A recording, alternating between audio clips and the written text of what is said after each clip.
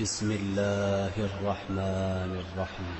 لو أنزلنا هذا القرآن على جبل لرأيته خاشعا متصدعا من خشية الله وتلك الأمثال نضربها للناس لعلهم يتفكرون.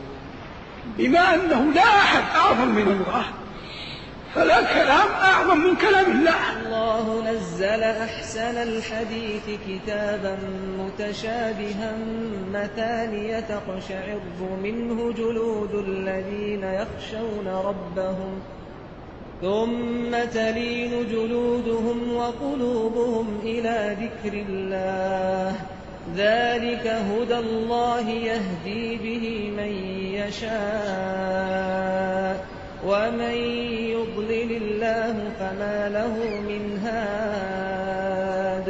لا تعود نفسك أن يرق قلبك إلى شيء أعظم من الله.